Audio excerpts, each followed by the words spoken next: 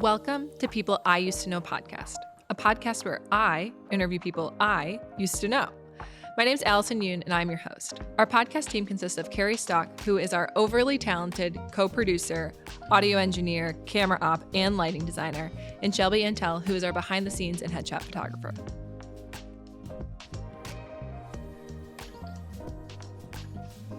Today's podcast guest is Rosie Sullivan. We met while we were a part of a group called Telecasters at Michigan State University.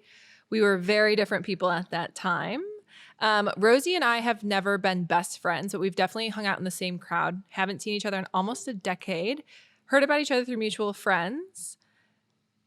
And I don't think we stay up to date with each other any other way. So this conversation will be definitely interesting, Rosie. Thank you for joining us today. I'm happy to be here. I'm excited to get this started. Yeah, to get started. Yeah, it's definitely a little bit nerve-wracking, I think, to be vulnerable and like talk to people. So I really appreciate you being here. To kick off the podcast, I would love to hear about what you remember about us meeting in that time in our lives while we were at Michigan State. Yeah. So I honestly, like, in terms of first time I met you, I felt like because of the circles that we were revolving in, I heard a lot about you before like actually meeting you or getting to know you. And so all I kind of had this impression that I had of you, and this was like through parties, through like being at the communications, like the comms yeah, building, the comms building, like all of that. And so like my first impression of you was like, oh, that's like Allison, like that's a cool girl. Like that was like, that you just were very, very like, yeah, okay, sure. And like very straight, very like did what what you intended to do, what you wanted to do, and like didn't really give a fuck about what anybody else thought. And I admired that so much. I definitely feel like that wasn't the best quality, but I appreciate it. What I remember is I think something similar, like we hadn't met formally, but we were in such a like the same circle, and you were a year or two above me. And so you had already been involved. I remember seeing, because you're an actress.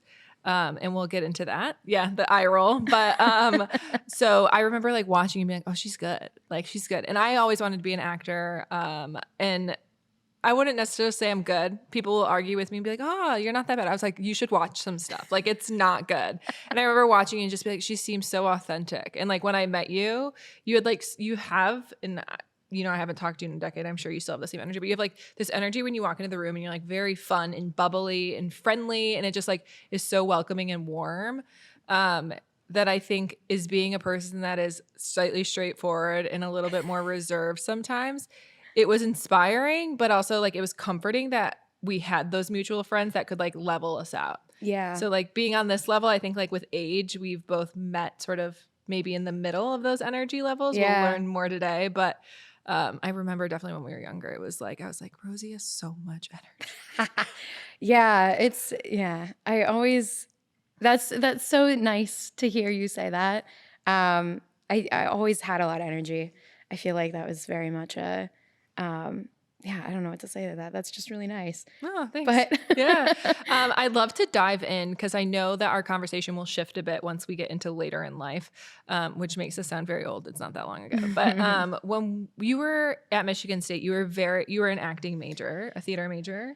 And I remember you being very involved in like all of the sitcoms. So there was Giraffe House. There was, were you on the show ever? No, so I joined, like they wanted to bring me on, but they never had a role for me. Okay. So I just kind of like faded away in a like the easiest way possible of being like, peace out. Like, I don't know why I'm here, why I'm on these call sheets. Like it makes no sense.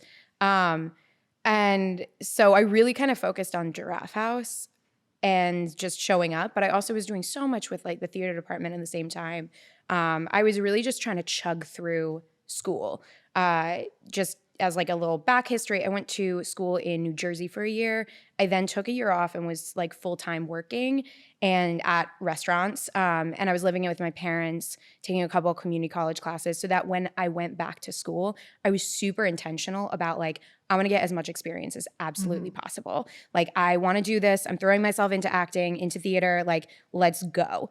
And because of my interview at Michigan State, Mark Coulson like literally right after my audition was like, we want you. And I was like, great, I want to go somewhere where somebody wants me to be. Yeah. And Mark was also, I mean, you probably know Mark. Everybody knows Mark, but like he was so involved with like film as well. And so because of, I think, him, and then also my Tara, I got closer with Tara in like the first couple years because I was new. I transferred, so not a lot of people, they had already established a lot of relationships. And so she was like very welcoming. And so she was involved with the Telecasters too. Yeah. And so that's kind of what brought me into that umbrella.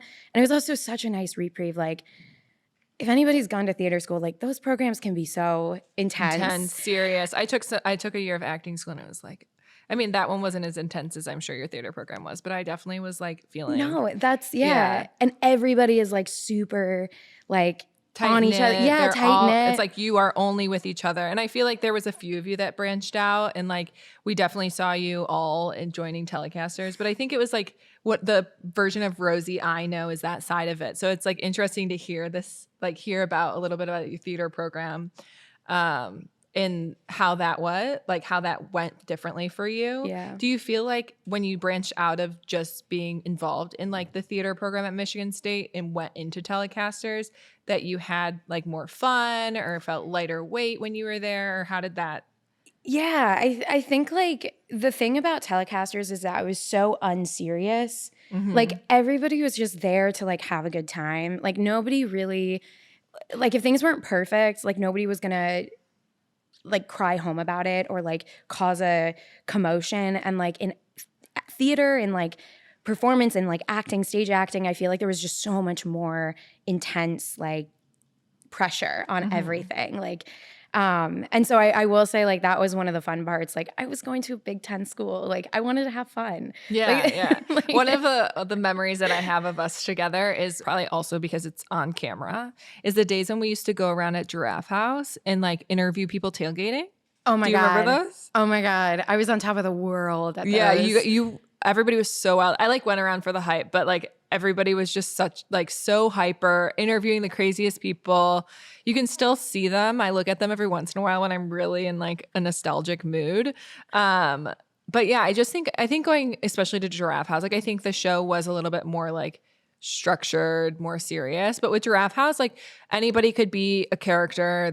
I'm like on a few episodes, not even supposed to be there that day, and somebody didn't show up, and they're like, "Oh, go in." Yes. And it was like fun. I think, Carrie, who's helping produce this podcast, is a good friend of yours. She's a good friend of mine, and I think that's like what shows of Telecasters is there's so much longevity in the relationships that we built, and they span across like every industry. You don't have to be in the industry to keep those relationships, but like having those different turmoils, which we took some things very seriously at that time. Yes. That it really like stuck together, and you have those college memories to live off of. Yeah.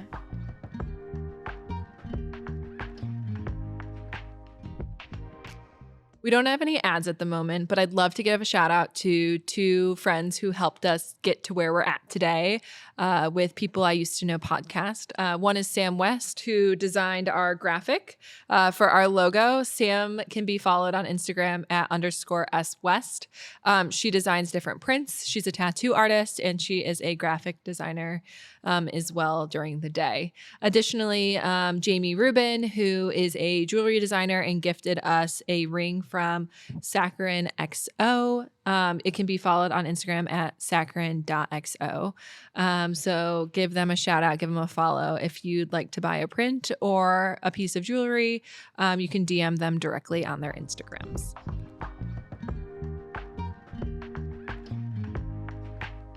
Wait, so what got you into Telecasters? Yeah. So I didn't know what Telecasters was. I was a little bit opposite of you when it came to going to college. I graduated high school a year early, and then I moved to LA for about 18 months to get into acting. During my time there, I ended up going into an acting class, met somebody who had just graduated from Michigan State. And her roommates were all Telecasters. So Telecasters is like the media group, just to give you a little bit of a backstory. It's a media club at Michigan State that does film, yeah, I think it's expanded and they have the newsroom. So it's really anything that's like broadcast, anything that has cameras. And so there's a very large group, but a couple of different shows that are involved in there. So One is called The Show. So yeah, it's going it to be just came back to me. infinitely like confusing. I was always confused when they were talking about, oh, the show. And I was like, what Yeah, what you're like, show? which one? Excuse me, which show are you talking about? But yeah, so the group that I lived with there, I still stay in contact with them, but they were like, you have to join Telecasters. And then Liz Reister, who's still in the industry, incredible woman. She's honestly what What made you want to stick around? just her vivacity. I don't know if that's the right word for her, but she was just so energetic. And like, she was the one that Giraffe House was all guys, completely guys, except for I think Liz was like producing it or something at the time. And so I was like, okay, I don't know who these guys are. They're all seniors and juniors. I'm like a sophomore. So like, what are we going to do here? But she, I feel like was almost yeah, she knew. Yeah. And like her career now, you can even see it. Yeah. Yeah. So like the girls I was living with there knew her because I think she was a freshman when they graduated. And so when I got to Michigan State, I like messaged Liz and I was like a little freshman. She was a senior that year. And I was like, I was only there from winter. So like that even tells you how big of a difference it was. But she like took me under her wing and like got me super involved. And yeah. And like because she was doing Giraffe House, I ended up going on Giraffe House and just had the best time. But yeah, I think I sped through Michigan State. And so I feel like we came to New York around the same time. Yes. 2016? So. Yeah, 2016. 2016. Yeah. Yeah. So in 2016, you and I came to New York. I came to New York to be in acting school. You came to New York to be an actor. Can you tell me a little bit about that experience? Yeah. I came to New York. I had always, so I have a lot of family in Brooklyn or in New Jersey. My dad's from Brooklyn. He moved out to Michigan. And so born and raised in Michigan, but I came out to the city all the time when I was a kid. I love New York, absolutely. Then I was doing theater. My mom was in theater. She'd come to the city when she was younger. And so it was like I always knew Endgame was going to be in New York. Maybe not anymore, but we'll see. So immediately after I graduated, I think I had like a little bit left on my lease. I moved out to the city with Liv and David, who also are a part of the film. Telecasters. Yeah, and it was mostly like David who I knew more from that past summer of doing some short videos with Brock. Yeah. And so that was really, and then Liv I vaguely knew from like she had worked on one of the videos that I had done or short films that I did with Brock and David. And so we all just like decided to move out to the city. I very quickly got into my early 20s living in the city. Did you party really hard? I partied way too hard. I did too. Hard. I ended up dropping out of acting school because I like couldn't balance work, the cost of acting school, and the New York lifestyle. So. Yeah. It gets you, especially when you come from like a small, like we were in East Lansing. It's like so quiet. Like Girls really does show how quiet it is.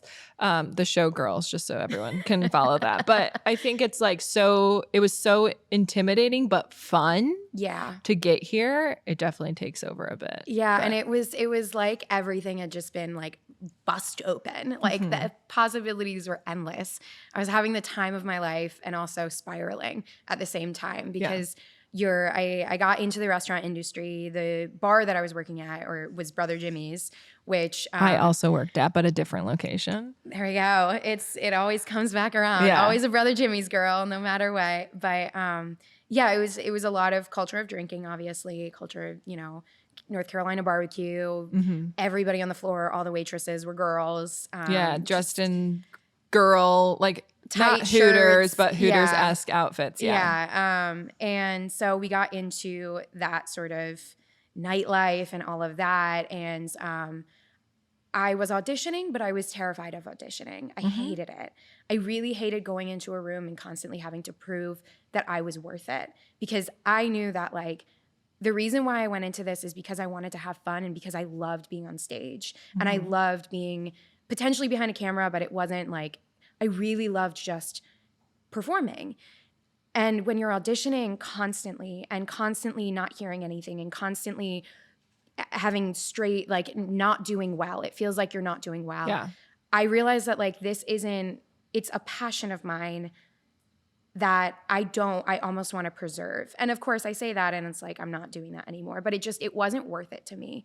And I have so much respect for anybody and everybody that I went to school with, that I've been in programs with or I've interacted with who are still still grinding. Because like I think that you really have to put all of it in it, and I didn't want to do that anymore. I just was so tired. I had the almost exact same thing that you're listing out, but before I went to Michigan State. So I like went to LA, and I remember the reason I decided to move home. Well, there was two reasons, but like the main internal reason for me was I was sitting in my car waiting for an audition, and I was like, I just don't want to go in there again. And for me, the industry has changed so much, but I'm half Korean and I have a Korean last name. And so I would show up to auditions and people are like, oh, you're not Asian or you're not white. And it was like, I didn't grow up like that. I was like, definitely Asian when I grew up. And like, I didn't know that I was white passing until I like got involved in LA and more into the world. And so I remember like sitting in my car one day and being like, I cannot go in there. And I feel like I'm going to throw up, and I know now it is an anxiety attack, but I didn't know that then. And I was like sitting there and I was like, I have to stop, because like, although I loved my acting classes and like all these things, like I didn't have the strength at the time internally to like push through. Yeah. And I do have so much respect for actors who stick with it, but like I had a backup plan. And I think you hear a lot of people talk about like, you can't have a backup plan or be willing to have a plan B, because like it really does take a toll on you. Something that, not the same, but similarly, something I always struggled with and like is literally your look, like how you look and like understanding your type as well. And I am not stick thin. And that immediately like is going to, and it means different things now, but like at one point I like have a very distinct memory, and I'm not going to say who, but I had a professor essentially tell me like, why wouldn't you go into film? And I was like, well, I don't look like the people who can be on film. I've always had more weight on me than like most film actors, and that's okay. Like I'm fine with that.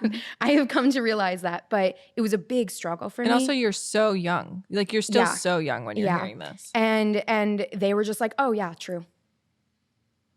Yeah. And it was like, there was very different now, but it's still like I have memories. I think most women have memories of things that people have told them like that. And it's so difficult because it really does shut a door in your mind when you're hearing it from somebody that you respect so much. Yeah. To like be like, oh yeah, I guess film's not for you. And then you're like, okay, well, in the back of your mind forever until you learn to either process it or like hear it from somebody else who means more, that like, okay, well, film's not for me. And that's just always going to stay in the back of my head. Is that how you felt for a long time? Or yeah, I think also like when you're in school, you're taught like in theater school, and I'm sure you did this, you're taught like, what is your type? Like identifying who your type is. And so when I was going through that, my type tended to be like the popular mean girl to some degree, or like the like pretty charmer kind of deal. Like the sidekick. Not the sidekick though. And I think that was the issue, is that because I wasn't the sidekick, I had to look a certain way. Like everybody that was pulled for me looked a specific way. And I didn't quite fit into that type of like perfect, like obvious beauty standard. And like, that's fine. I know things are changing these days too. And but we still have a lot of very, very, especially like young film actors and also young like stage actors who are in very, very incredible shape and like who look fantastic, but who work out 4 times for 4 hours a day. I literally follow them on Instagram, and that's something we didn't have the opportunity to see. Like, I think that's how social media changed the industry a bit. Of like, my sister would always joke, she's like, yeah, but J-Lo can work out whenever she needs. Like, she has a personal trainer. And I'm like, yeah, but like, and now I actually see the fact that people are in the gym for 2 to 4 hours a day, every day, with personal trainers and like all this equipment. And the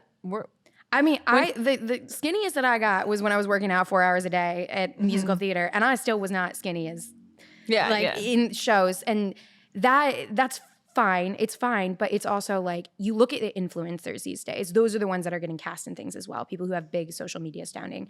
And like, I'm not shutting, I feel like I have to explain myself a lot and I don't want to, but. You might want to so you don't get canceled. But I know. No, but I think it's just, you struggle so much when you're in an industry that puts so much pressure on a specific beauty standard. Mm-hmm. And if you have always felt like you have not been able to achieve that and you will not be able to achieve that, and you have people telling you, oh yeah, you're right, you won't be able to achieve that. And I think that also was always at the back of my head of just like, I'm never going to be exactly what you think of because you're always going to think of this type and I don't fit that body type. Mm-hmm. And so I think that was more of where I also, like when I got here, I was getting all the no's from auditions. I was getting like looking at rooms of girls that kind of looked like me, but of course I'm comparing myself to them. And I'm young. I'm like in my 20s too. And you ask me now, I'd be like, I don't give a shit. Like literally, let me show you. People are like, would you go back to acting? And I'm like, probably, because if somebody told me something, I'd be like, I already know that. And I don't care. Thank you. Yes. Not your opinion matters, but it does not matter that much to me. Like the people of being like, oh, well, your eyes were just too close together. Like the stupidest crap that you hear is feedback. It's like so much. And so much of it you physically cannot change. Yeah. I think that's why they don't give it a lot of the time. I had the opportunity of working in casting when I was really young. And I think you can see it. Like so many people could do the role. I think that's a piece of it. And there is like a portion of like everyone who's put in the effort. But a big portion of it is like, do you match the cast? Mm-hmm. Do you have the right height? Because you and somebody else could be the same height, but they fit their role just a little bit better than you do. Like, I think the industry is just so complicated to look at. But as an actor, it's like you're always out there to get picked on and poked at. And and I didn't want that. Yeah. So the transition, which I actually have never talked to Rosie about this, but I've heard through the grapevine, you left acting. So I decided, and something that I had been always doing in like high school, and then I also was doing a little bit in college, was like this management side of things. And so when I was a senior in college, I ran the Disney Musicals in Schools program when the musical theater assistant director, she who has unfortunately passed away and was like a huge impact on my life, but she was hospitalized at the time. So I was an intern and I ran that program essentially. And like we put up a 500 plus kids like performing like a performance all at the Wharton Center, and it was incredible. And that's kind of where it opened up this like other pathway of like, I am really good at that sort of thing, like management of that sort. So maybe I want to go into theatrical management. And so after rolling down this hole of like semi-alcoholism, to be completely frank, I finally was like, I have to do something. I can't continue this path. And I don't want to be constantly auditioning. And so I applied for a internship with producers, and I got the producing internship with them after a quick call back to the Wharton Center for some support there. And then I eventually made my way into assistant company managing for Stomp. Cool. Yeah, so the New York production of Stomp. And then from there, I went on the tour production as the assistant company manager. So a little bit more stabilization. I still was getting to be involved in what I cut in like theater. The creative and theater. And and I loved that. I really, really loved that. I had a really tough boss, but she taught me to be very, very detail oriented. Mm-hmm. Or else. I had a boss like that. And honestly, I'm way better because of it. It's difficult while you're in it, but after you're 1,000 times better. Yeah. Like where I am now, I was shaped so much by that really harsh straightforward training. Feedback. Yes. Yeah, 100%. But yeah, so then the pandemic hit. Yeah, and you got laid off. Well, all the shows ended, or had to stop. So I went back home to Michigan, and I was unemployed for 9 months, I want to say. I started working volunteering at a harm reduction center in Harlem, and I was continuously like applying. And then I got an interview with Nomad Health, which is where I work now. and it's a tech healthcare company. And I made my way through, and now I'm a manager. And now I'm just in the world of That tech. sounds so good. So good. No, it literally sounds so good. Like I think about it all the time. So Rosie and I haven't caught up, so I'm going to catch you up on my life just a little bit. So Please do. I was about to ask. yeah. I was like, I'm talking about myself. But. Yeah. So before we move past that, so I think that sounds amazing. Like right now, I own an event planning agency. I'm starting this podcast, trying to figure out still what I want to do. And like sometimes I look and I'm like, could I just relax, Sell out and relax? But I don't know. Like I really don't know. And I don't know if that's like a terrifying thing for me, but like I went to go take a break a couple of years ago and I didn't. But yeah, so like I was in acting school, to give you the background. Right. When I got to New York, I ended up dropping out, just lots of things going on. I planned on moving back to Michigan after just like a year. My grandma got sick and I was like, I'll go take care of her. I went back for like 2 weeks and I was just like, no, not the time. My dad ended up taking care of her, so she was all set. But it was just like not the time for me to not be in New York. I reached out to an event planning agency I had freelanced for a bit, and I ended up going in house with them for like 5-ish years, I think. And I learned so much. I've been in the room with crazy people. I've done events that are highly publicized, events that no one hears about. And I just really gained experience about like what the world has to offer, and I'm good at my job. So it's fun. During the pandemic, we had a couple of hiccups at the company that I just wasn't following. I still work with them. I still freelance. So I'm really good friends with most people that work there. But I decided to part ways. And so I parted ways. And I freelanced for about 4 or 5 months. And then I started having people reach out to me for small projects. And I never meant to start a company, but I ended up starting a company. So I've been running an event planning company called ADWM Productions for the last 2 years. And so that's where most of my focus has been. But I can't sit still. And so then I had the idea of the podcast.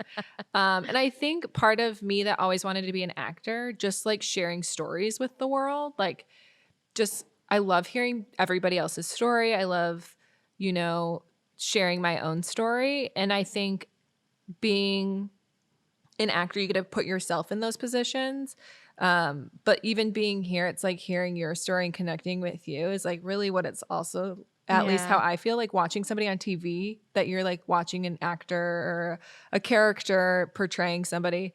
And you're like, oh yeah, that's a little bit like me. Or like, oh my gosh, I wish I was like them. Or like, oh my gosh, I can't believe I did that. And like, because of all the lives that you and I are talking about how we lived, sometimes I'm like, holy crap, I can't believe I used to be like that. And it's just like wild.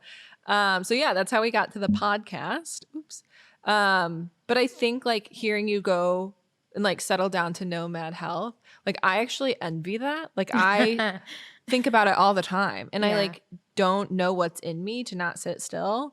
But yeah, so like you're there now. You've been there for a while. Yeah. Who knows where life will take me after. It's been a tumultuous couple years with them. I think like something that I really, really get out of, look, like being a corporate sellout is not for everybody. Like, let me just make that clear. It's great because, it's steady income. There's actually like, I'm going to tell a little story. But something that Joe and I do, Joe's my fiance, we go on hikes a lot. And so it was just like a hike that we were having. And I remember talking to him, and my cousin had asked me, and love her, all my cousins are in kind of like finance or in, they're working for corporations or whatever, all great. But she turned to me and she was like, aren't you worried about stability? Like, aren't you? And I was like, no, like, what do you mean stability? And this is when I was in theater, and this is when I was waitressing and all of that. Like, why would I ever want stability? Like, where is the excitement in that? Where is like, I don't care if I don't know what I'm going to do in a couple months, I'll figure it out. Yeah. And I love that so much. And now that like, I was literally like, yeah, I'll take anything. Like, you're going to pay me. I remember my interview with Nomad, and I was like, they were like, what are you looking for? And I was like, 48,000. That felt like low. So much money to me. Yeah, it's so low. I was like, especially in tech. So much money to me. I was like, this is what I need. Like, I am when I was working full time, I was making $33,000. At the restaurant? No, this is with Stomp when I was in the Okay. New York office. Maybe 36, I can't remember. Like essentially minimum wage. But it was 40 hours a week sort of deal. 10 to 6, have lunch at your desk, that sort of deal. And then, it was a little bit different because show schedules and everything. I was there later at night. But I was also picking up shifts on Sundays and Tuesday because I had Tuesdays off from the theater, working at the restaurant. So I made like about $50,000 when I was working 7 days a week in New York City. In New York City, trying to live life, barely holding it together, but also just like, this is what life is. Like, this is how life goes. And so when I interviewed and I was like 48,000, they were like, well, we're going to give you 62,000. Yeah. And I was like, what? It's like something you've never heard of. And then you were like, my cousins were right. Stability is where it's at. Stability with healthcare. I was just like, you're kidding. And like, there's an expectation. Like, you have your standard hours. I have my weekends back. I can like do things on weekends. You can take vacations that are paid vacation time. I have health insurance that I don't have to pay $170 per month for. Like, just there were so many things that I was like, oh, like, hello. And now it's also, I never thought, like, now I'm at a place, I'm 30 now, and like I'm getting married, and like Joe and I want to have kids in the next couple of years, and I'm like, I don't not know how, and I am so impressed by like people out there that are like killing it and constantly doing stuff, and then also starting families and like doing that as well.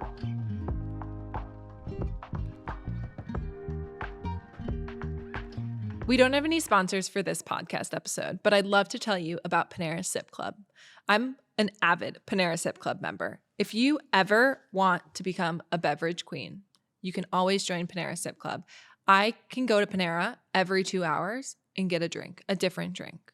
I also can go to Panera and just get a drink and not actually think about paying anything because it's a monthly fee. Girl money.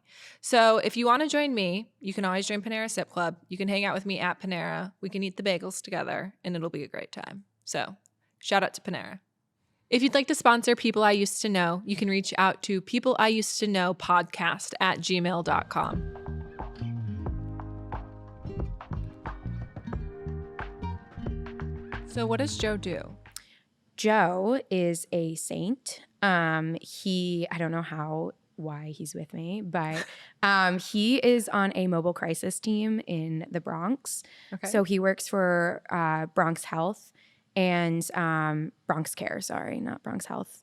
But Bronx Care, he works for Bronx Care, and he pretty much goes out to people who are in need and gives them, he's a social worker, he's a therapist. He gives them He has a discussion with them to like figure out what they need, how he can assist them. Yeah. Oh, that's cute. Yeah, he's an emergency therapist essentially. So it's like if like a therapist and an EMT had a baby, that's what he does. Yeah. And those are really needed in New York. Yes. That is a very saintly position. Yeah. Yeah. He does that 4 days a week in Bronx, and then on Tuesdays he volunteers at Animal Haven in Chinatown or near Chinatown. So if you're ever wondering, it's like makes so much sense how you've calmed down now. Okay, so I want to back up a little bit because that is so interesting to me. And you mentioned that you were dating Joe during Stomp. Yes. Did Joe know Party Rosie? He did, just a little bit. And Joe was actually the one that kind of told me that, like, because this is personal stuff. So I mentioned that I like became kind of an alcoholic when I was working at Brother Jimmy's. And it was actually Joe that made me realize this, because I was like, oh yeah, I would just like come in on Sundays and like be a little jittery or whatever and like have like the shakes, but I'd have a Miller High Life and I was fine. And Joe was like, Rosie, that's not normal. That's withdrawals. Oh yeah, withdrawals. What are you doing? And I was like, oh shit.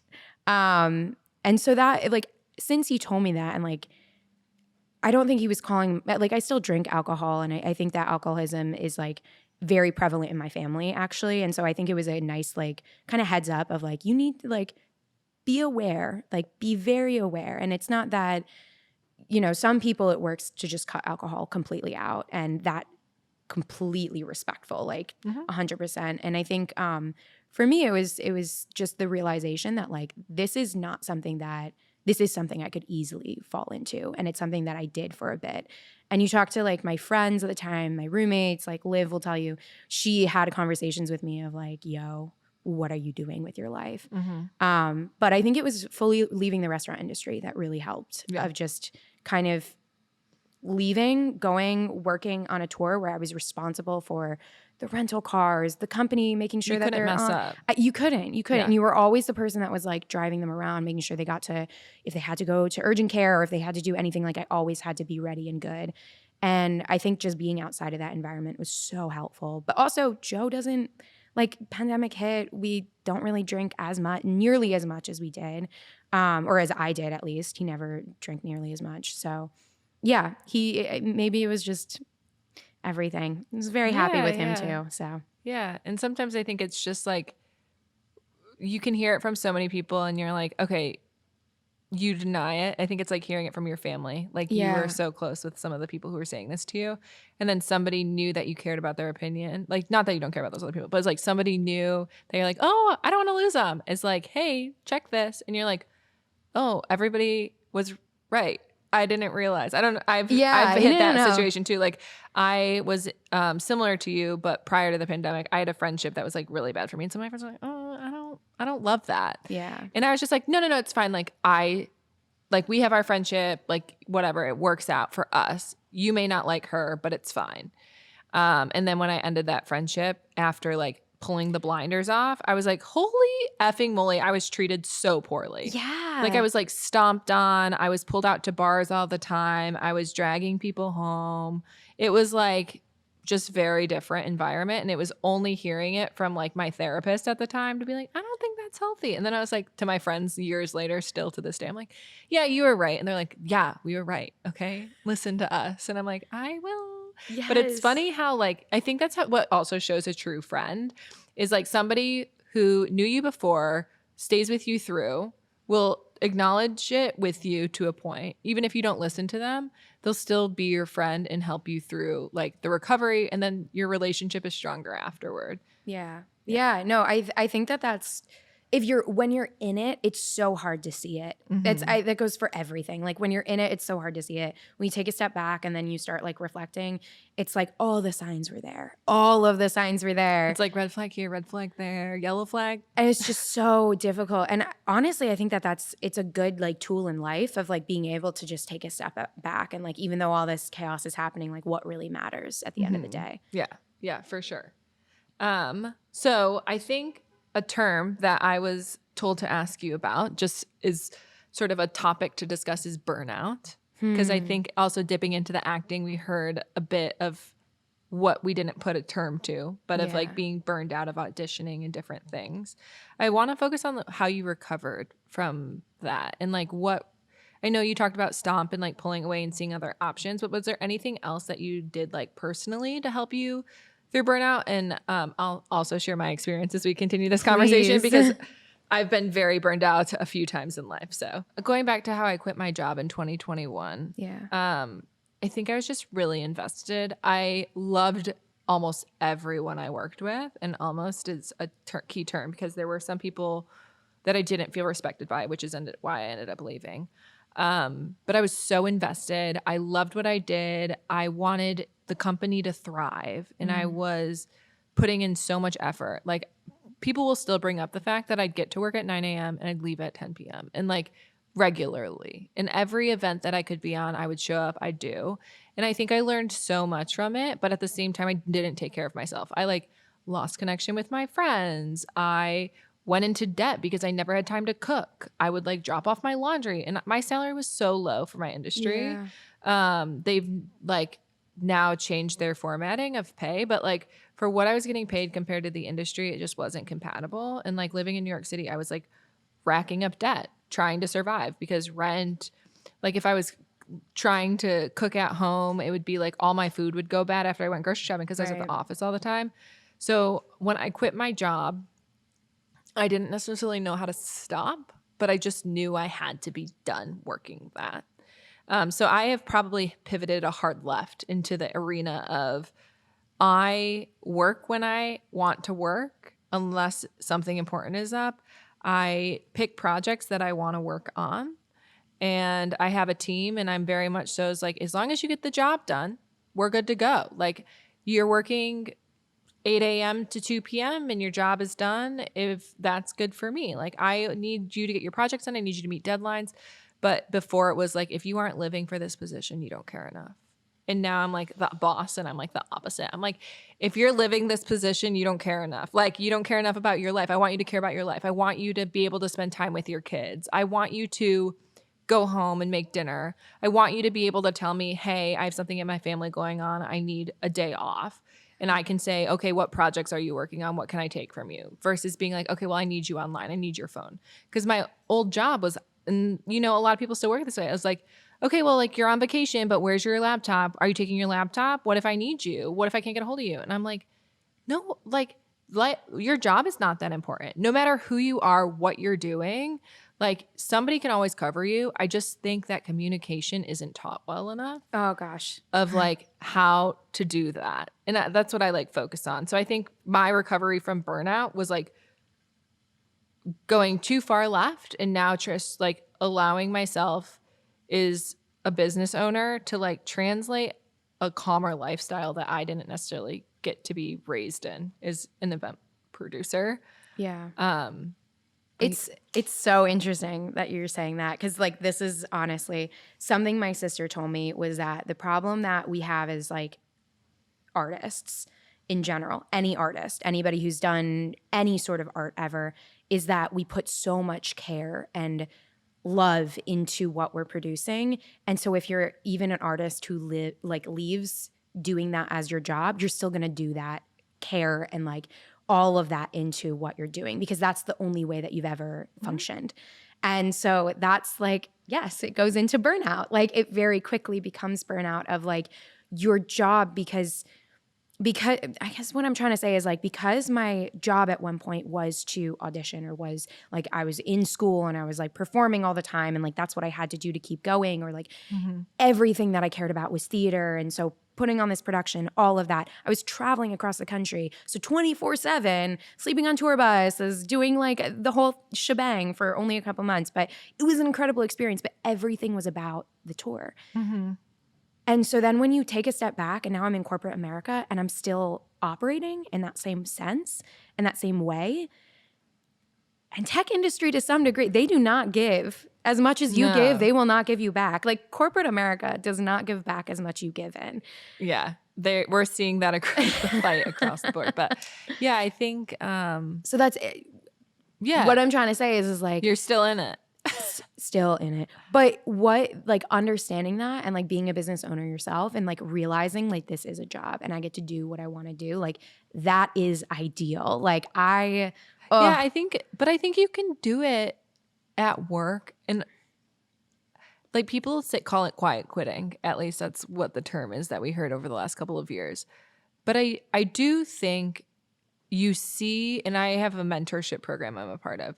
Cool. You see more people accepting working 9 to 5, being a 9 to 5, if they're intelligent and they look out. Like, I think I'm part of a women's mentorship program, and these women are very successful. They're mostly retired VPs, CEOs of Fortune 500 companies. Like, they are incredible ladies. And they will tell you, like, things are different with technology. And I don't think, because you're in tech, and I think so many other people have tech built into what they're doing, they don't realize the implications that are negative of being available 24 hours a day. Because you're going to have turnover, you're going to lose employee retention. Like, all these things that do lead to burnout are embedded in the systems, where, like, I think, at least from my experience, is like the more space I give people, not too much space, because I've done that too. I've learned the opposite way of like, okay, you have to do your job still, I'm paying you. Yeah. Or like the client is waiting for you, they're paying for this, like, let's get this done. But I think on the other side of it, it's like, once you meet that happy medium, it's so rewarding to be able to be like, hey, look we got this project done in 4 hours. But if you were burnt out, it probably would have taken like 8.5, because you weren't invested in it, you weren't being creative, you weren't able to see outside the box. Because a lot of it, like my job is like curating events. And so figuring out like what's creative, what to pull from it. And when you do that, at least from my perspective, too often, everything sort of ends up being the same. Yeah. But there are some really great creative people in events. I'm just talking about myself personally. It's my experience. But yeah, I think like it is a middle ground of like, I have some people I work with that have been burnt out and are going on the opposite way of like, okay, well, I want to try something that's slow.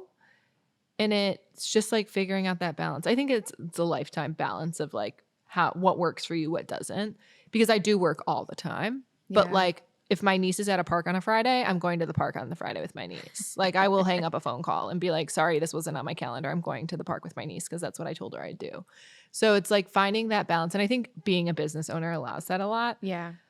But at the same time, like if somebody texted me and was like, hey, I'm taking a 3-hour break, I'll finish this and get it to you by Monday. I'd be like, sick, go take your break.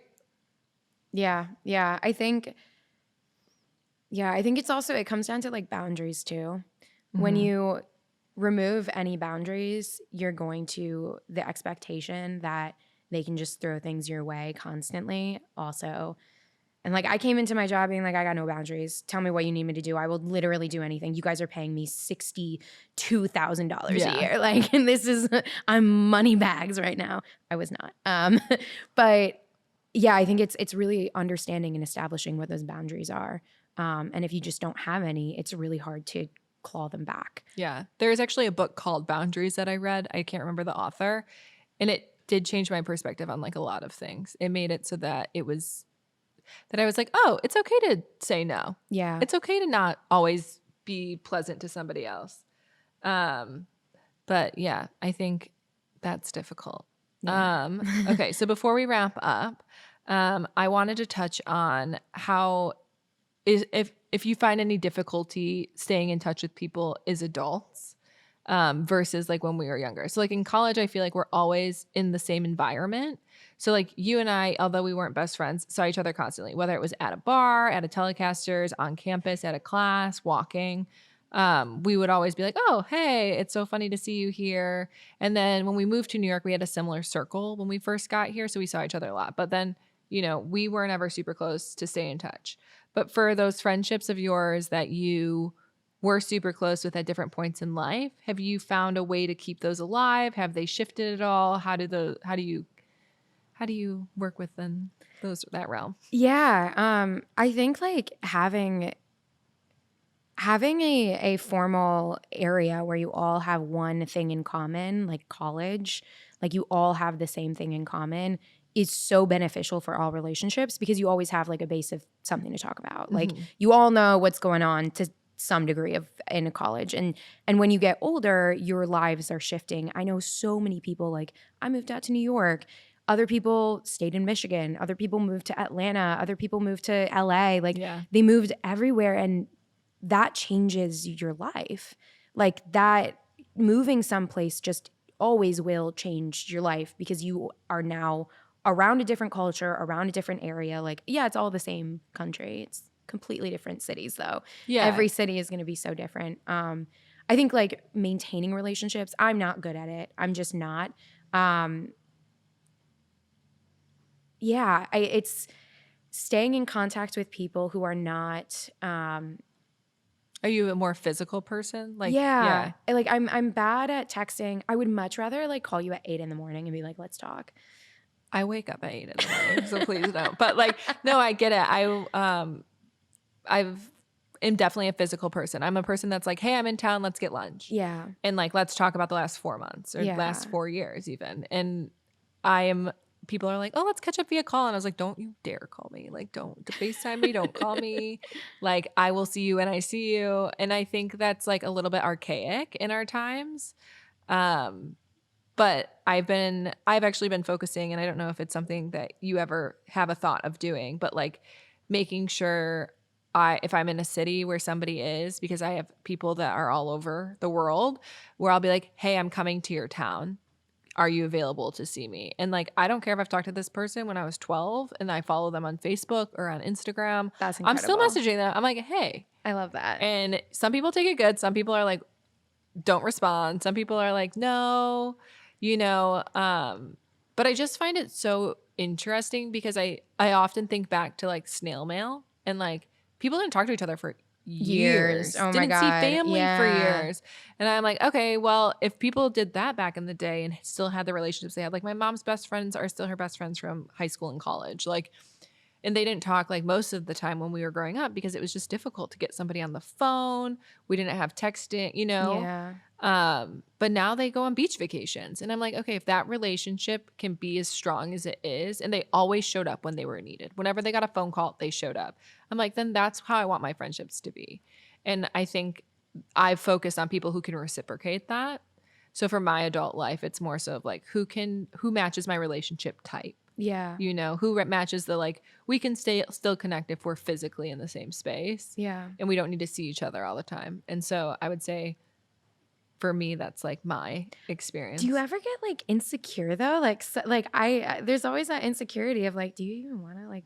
I love to be roasted. And so I'm always like, if you don't want to talk to me, if you don't love me, please tell me.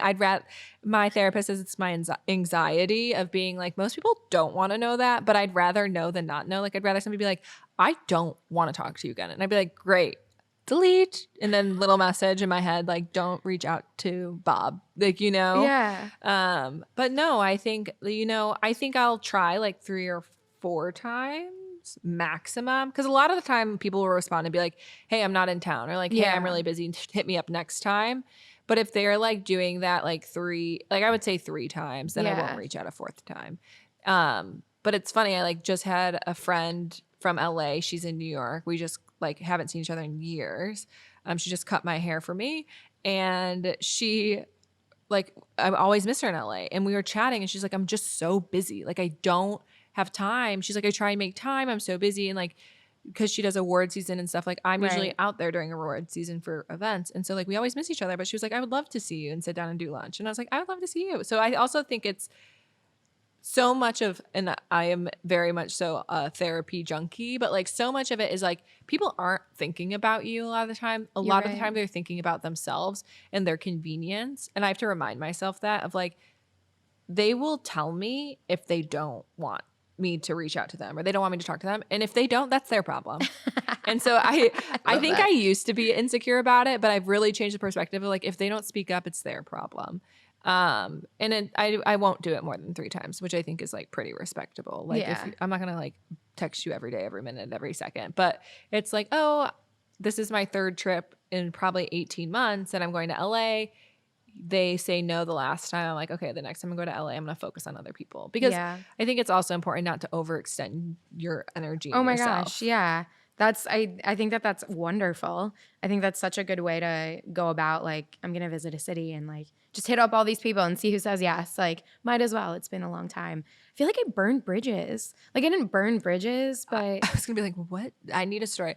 No, I think, on our last episode, we were actually talking about like relationships and if you'd want to rekindle them, and it would depend, like it sometimes depends on like how did you end things. Yeah. But like at the same time, I'm down. I mean, people are calling it down for the plot. I'm down for the plot. Like if I burned a bridge with you, like call me, be on the podcast. I will chat it out. We can roast each other. But I want you to like sit down and chat and like just want to hear your side of it, because you and I both were talking, had similar experiences in our early 20s.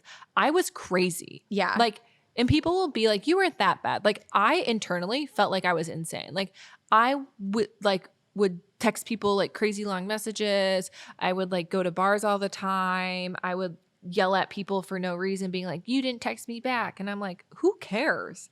They were probably busy. And like, how do I still have friends after I was hurricane, whatever? But I don't think I was like as bad as like a bulldozer. But I definitely have people where I probably didn't even realize I said or did something that has stuck with them. And I think so many people do. You don't remember everything you say. And that's going back to our acting comments and what a professor can say to you. Yeah, it totally can. Yeah. So I think, it's all about what possibilities you're willing to take. And look at us today. Here we go. We took this possibility. Yeah. Yeah. Well, thank you just so reached much. out. Thank you. Thank you for joining us. It's just fun to talk to you. Yeah. I know that you're not acting currently anymore, but did you want to plug anything? No plugs. Just Rosie herself. Just Rosie. Yeah. I hike a lot if you want to follow my Instagram, but that's it. We'll start a hiking club. Maybe not. It's her and Joe's thing, but yeah. You can always join. I don't care. Follow Rosie on social media. We'll add it to the comments. And thank you so much for being here. I really appreciate it. And I'm glad I got to catch up with you. It seems like we have similar a lot paths. of things. Yeah, a lot of things in common. Yeah, that's sure. really not surprising, honestly, but New York, baby. I know, New York. It's a beast in itself. Okay, well, thank you so much. Thanks, Allison.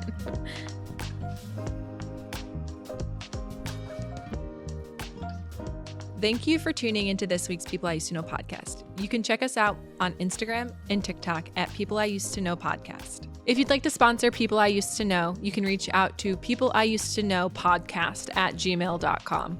This podcast is brought to you by ADWM Productions, a boutique event agency that can help you with any of your event needs.